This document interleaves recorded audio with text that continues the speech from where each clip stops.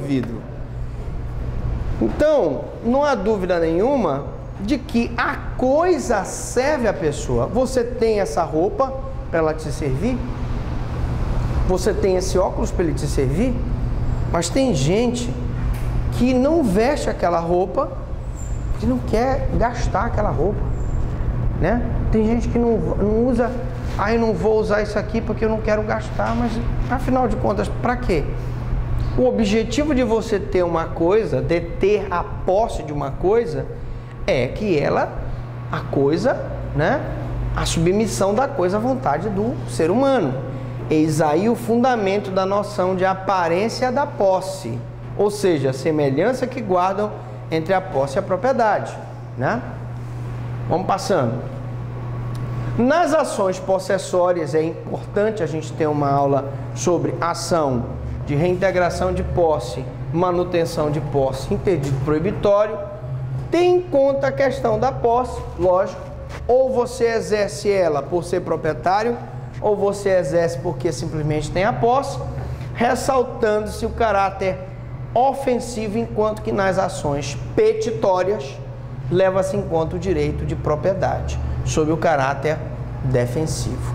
Então, tu pode, por exemplo, e é um exemplo de uma ação petitória, seria uma ação demarcatória. Teu vizinho invadiu parte do teu terreno, né? Porque ele acha que a cerca, na verdade, é 1 metro ou 2 dentro do teu terreno. Tu mostras para ele, olha, tá aqui minha escritura pública, rapaz, olha, eu tenho tantos metros, tenho 36 de frente por 300 de fundo, tu entraste aí, eu fiquei com 35.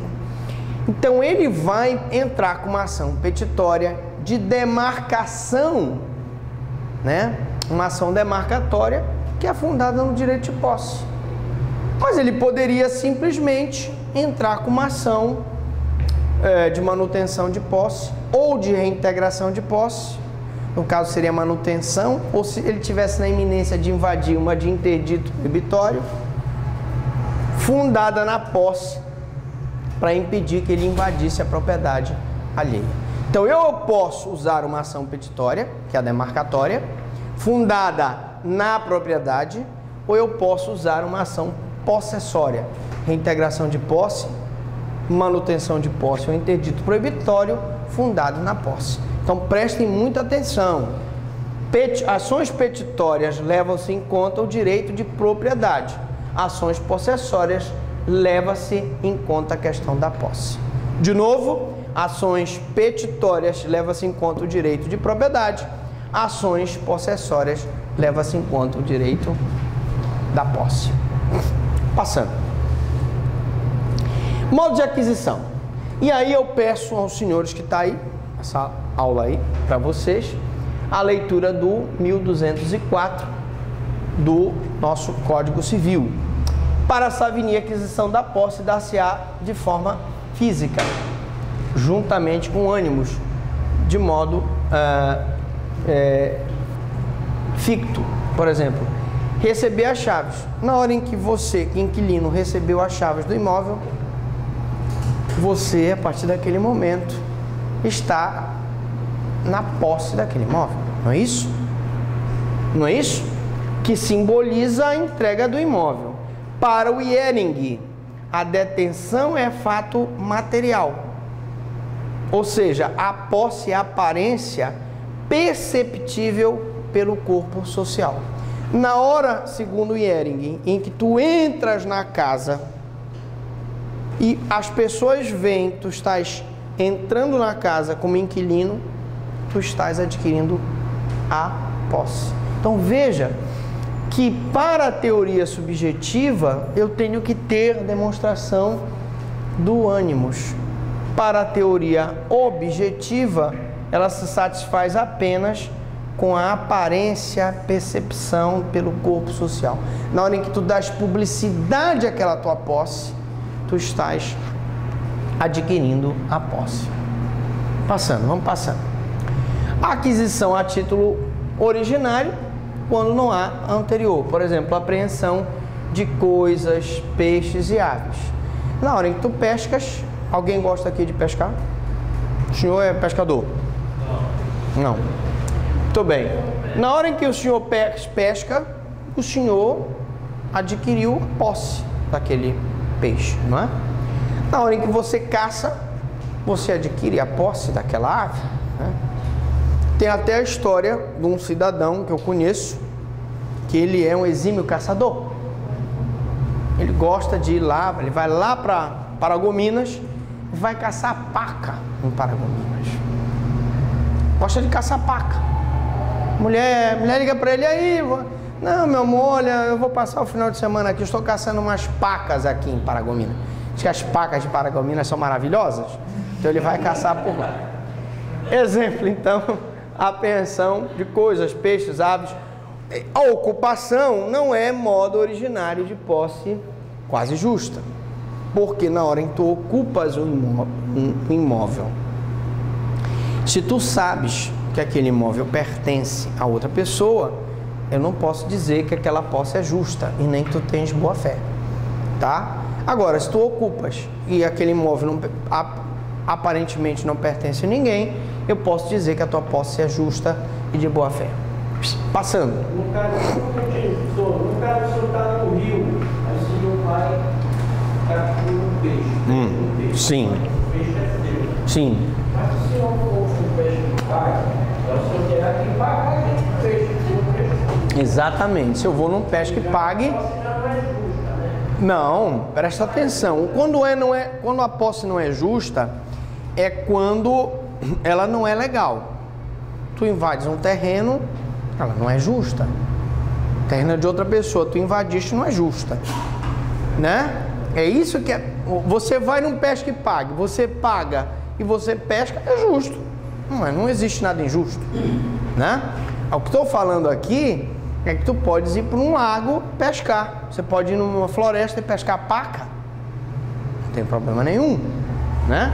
Talvez, dependendo da caça, pode não ser justo com a mulher, mas, né? Enfim. Modalidade. Tradição. Vamos lá. Modalidade. Tradição. Modo derivado de aquisição da posse. Quais são elas? A eletiva, que é a entrega simbólica. Na hora em que você vai numa loja, você adquire um relógio e a moça te dá o relógio na caixa. Essa entrega simbólica é uma tradição, né? Você está adquirindo a posse daquele relógio. Convencional. Você convencionou que depois de determinado período, aquele livro você vai entregar para o teu colega. A partir do momento que você fez uma convenção, é um acordo entre as partes, você entregou, você convencionou. Acessão, posse continuada. Quem é que pode me dar um exemplo de acessão? Venda do veículo, passando de um proprietário. Não, acessão. Não, vocês estão confundindo a cessão. A cessão, não. Tá? Não. Ninguém sabe o que é a cessão? Olha só. Nós estamos num período de chuvas, não é? Não existe a possibilidade de haver uma enchente. Você é dono de uma ilha, né? E com a enchente, a força da água leva uma grande quantidade de terra que vai se unir àquela ilha. Aquela quantidade de terra que se uniu à tua ilha e aumentou o tamanho da tua ilha, ela acedeu à tua ilha, houve uma acessão. É nesse sentido que nós queremos falar aqui, tá? Vamos continuar. Passando. Sucessão, transmissão de modo universal. A partir do momento que a pessoa morre, a posse do decúgio transmite-se aos herdeiros legítimos e testamentários. União por aquisição transmite-se de modo singular, só aquele bem, e ela é facultativa, né? Você pode também ter uma cessão, né? Você tem uma obra, é uma estátua sem braço, e vai lá um artista e coloca mais um braço, coloca a cabeça, faz uma vestimenta de bronze na tua estátua. Eu teria aí uma cessão, uma união por aquisição, tá? Passemos. Transmissão pode ser universal, característica da causa-morte, e aí quando o de cujus morre, todos os bens se transmitem aos herdeiros legítimos e testamentários. Posso ter a singular, que é a transferência dos bens individuais determinados, e aí sim, um carro. Eu te vendo um carro, eu te vendo um terreno. Conservação da posse. Disse da manutenção da posse, que é fenômeno paralelo à perda. Conservar é não perder. Evidentemente que na hora em que tu perdes um anel que cai nas águas do mar, tu perdestes a posse. Então, para que tu mantenhas a posse, tu tens que conservar a coisa. Se a coisa se extraviar ou se destruir, tu vais perder a posse. Vai haver uma transmissão pela perda da posse. Não tem coisas que se tu não conservares, se perde? Por exemplo, o que poderia ser? Tudo, né? Tudo se acaba com o tempo, né? Por exemplo, essa sua cabeleira, você não conservou, perdeu, ficou careca, né? Um exemplo de falta de conservação. Passa lá. Oi? Lavoisier, né? Na natureza, nada se perde, nada se cria, tudo se transforma, evidentemente, né? Hoje mesmo eu coloquei, né? Cortei as minhas unhas e coloquei lá no vaso, né? No vaso, vai se transformar em adubo, não é isso? A menina, a minha secretária, ela leva lá em casa umas pupunhas gostosas. Aí a gente ficou até, poxa, mas essas tuas pupunhas são tão gostosas. Eu disse, doutor, é porque, sabe como é, o meu pai todo dia rega elas lá, vai lá e fica umas pupunhas gostosas. Observação. Atos de mera tolerância ou permissão não induzem posse. Então, como eu expliquei, você tem o fato da faculdade de permitir que tu sente nessa cadeira, não vai, ao longo de 5 anos, não vai te permitir, por exemplo, que tu movas uma ação de uso capião para adquirir a cadeira pelo uso. Não, mas professor, mas eu usei essa cadeira durante 5 anos, era a mesma cadeira que eu sentava, não posso pleitear? Não, porque aí é uma mera tolerância ou permissão, né? Não induzem posse os atos de mera permissão ou tolerância, assim como não autorizo a sua aquisição os atos violentos. E aí é uma posse injusta. Tu entras no imóvel de uma pessoa, sabendo que o imóvel não é teu, sabendo que é da pessoa, sabendo que tu não tem o justo título, que é o título daquele imóvel, ainda usa de violência, que é o crime de esbulho possessório. Isso aí não pode ser posse. Ou clandestina, tu entra clandestinamente sem ninguém te ver, senão depois de cessar a violência ou a clandestinidade. Então preste atenção. Atos de mera tolerância e aquisição por atos violentos ou clandestinos só depois de cessada a violência ou clandestinidade. Passa lá. Perda da posse. Também a gente vai dar uma lida. Você que está aí assistindo a aula, 1223 e 1224. A perda da posse pela ausência do elemento corpus verifica-se pela perda da coisa. Você deixou cair o teu anel no mar, não é isso? Deixou cair a tua aliança. Tem maridos que perdem, né? Assim, perdem a aliança e tal. Perda da aliança. Destruição, né? Você deixou cair uma coisa de um cristal. O que mais?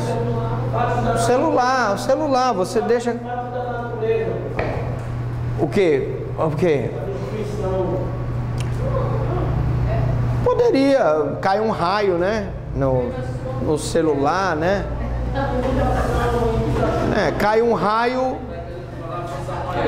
Ah, sim, uma inundação. Pode inundar. Não, pode inundar teu imóvel com a chuva e tu perderes os teus bens. Isso é perda, né? Perda da coisa.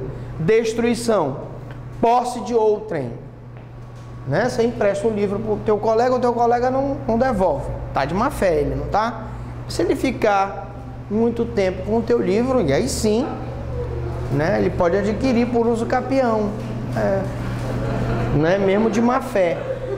Né? Claro que teria que ser um uso capião extraordinário. Nós vamos ver isso na aula de uso capião. Por ser posta fora do comércio. E aí, eu tenho aí as penhoras, né? Os arrestos, os sequestros, as medidas cautelares de indisponibilidade de bens. Um prefeito desviou recursos públicos, aplicou. Vai uma medida cautelar naqueles bens, se torna aqueles bens indisponíveis.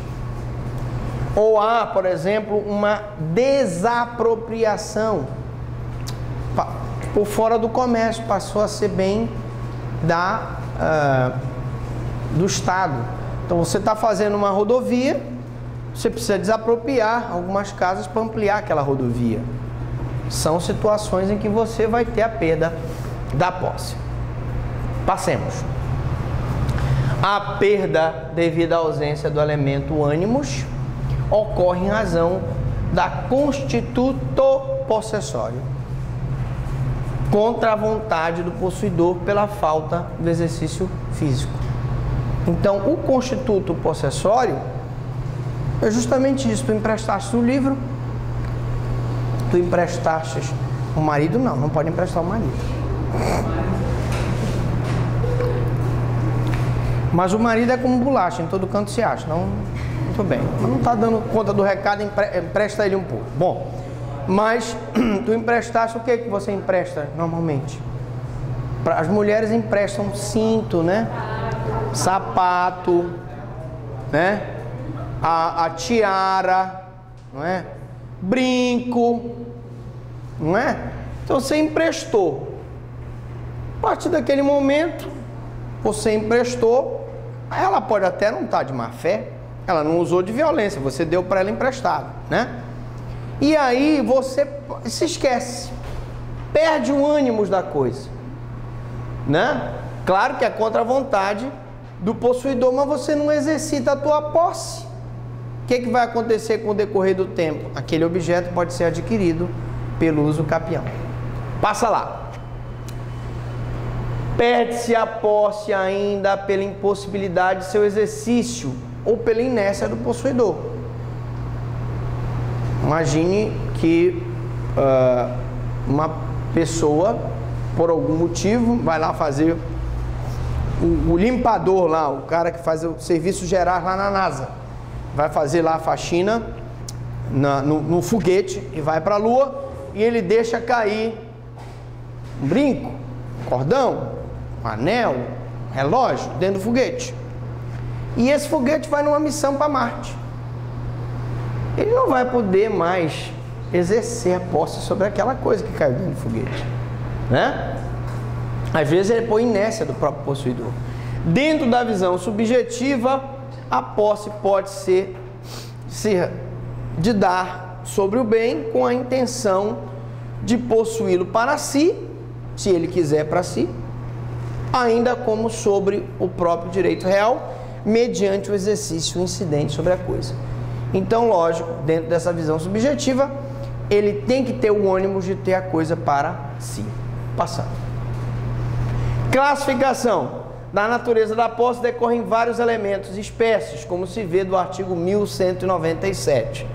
A bipartidação da posse é concepção de Ehring, que explica o desdobramento da relação possessória em que o proprietário conserva a sua posse, mesmo entregando o bem a terceiros. É o exemplo do contrato de locação. Ele continua tendo a posse indireta, enquanto que o locatário tem a posse direta. Passando. também chamada de posses paralelas, quando existem duas sem que uma anule a outra, ou ainda a posse direta e posse indireta. Então, posse do locator e do locatário também pode ser chamada de posses diretas e indiretas ou paralelas, como vocês quiserem. Passando. Posse direta. Vamos agora ver os conceitos aí. Posse direta, posse justa, posse injusta. Importante agora. São possuidores diretos os que detêm a coisa transmitida pelo dono, que conservou a posse indireta. Exemplo, o usufrutuário. Você dá um imóvel usufruto para uma pessoa, você mantém a tua posse. O comodatário, você emprestou a coisa para uma pessoa, você mantém a posse. O locatário, etc. O possuidor direto é o que detém o poder físico imediato da coisa. O locatário, o usufrutuário, o comodatário. Também os tutores e curadores possuidores são diretos. Então, numa exposição de arte em que eu tenho vários quadros ou vários ossos de animais pré-históricos ou várias esculturas, eu falo que aquela pessoa é curador daquelas obras, porque ele tem a posse direta. Mas aquelas obras pertencem ao Museu Guggenheim, pertencem ao Museu de Nova York, que é o proprietário da coisa. Passando. Na posse indireta, é a que o proprietário mantém ao transferir o uso da coisa a outrem. A tradição opera a bipartidação da posse. Na hora em que ele entrega a chave para o locatário, ele fica como possuidor indireto e o locatário como possuidor direto, que requer uma relação jurídica negocial, claro, um contrato de locação, para esse desdobramento da posse, para que ele possa, inclusive, exercer aquele direito de reivindicar a posse. Passa lá. Com posse. A posse não admite mais um possuidor a desfrutá-la, do mesmo modo que o condomínio está para o condômino. Claro, eu tenho a relação condominial e que todos desfrutam daquela posse em comum. A composse é a possibilidade do exercício simultâneo de mais de um possuidor, desde que um não impeça o exercício do outro consorte. Então, numa relação condominial, tu vais para o teu condomínio para a piscina, tu não impede que o outro use a piscina, afinal de contas a piscina é uma área comum. Tu vai fazer teu churrasquinho, mas tu não pode impedir o outro de fazer o churrasquinho. Tu vais fazer a sauna, a vizinha do 28º, a lorona, 1,90 m, 500 ml de silicone, 400 de bumbum, vai fazer sauna contigo. Tu vai impedir a vizinha? Tu estás exercendo uma composse com ela. Tu não podes impedir o exercício dela, porque ela é tua consorte, ok? Passando. Cônjuge no regime de comunhão de bens. O cara comprou um carro, né, para ele, mas a mulher, comunhão de bens com ele. Ela pode ir lá pegar o carro dele e pegar as crianças na escola? Pode. Uma composse. Ao exercerem sobre o seu patrimônio direitos de composse, os direitos de compossuidores, né? O condomínio, né? Eu já expliquei, tanto num quanto no outro, os compossuidores podem reclamar a proteção possessória. Tá? Qualquer um condômino, se o condomínio for invadido, pode entrar com uma ação de manutenção de posse, reintegração de posse ou interdito proibitório. Passando. Caso sejam turbados, esbulhados ou ameaçados de posse. Assim, podem coexistir dois ou mais locadores, locatários, comodatários, como se condôminos fossem por vontade comum, caso se trate de propriedade. Então, o condômino exerce junto com os outros a composse das áreas comuns, não da sua propriedade individual. Passa lá. Não serão compossuidores os invasores de uma área, visto que não são proprietários. Ainda mais se eles não tiverem com justo título e boa-fé. O vínculo concubinário se estabelece do mesmo modo. O mesmo que eu expliquei para o cônjuge em regime de comunhão, vale para o concubino que vive em regime de união estável, mesmo que os cônjuges, a mesma situação que os cônjuges que nós explicamos anteriormente. Passa lá. Na próxima aula vamos falar da parte 4. Pergunto, até aqui alguma dúvida, alguma pergunta? Falem agora ou se calem para sempre. Você falou na aula passada,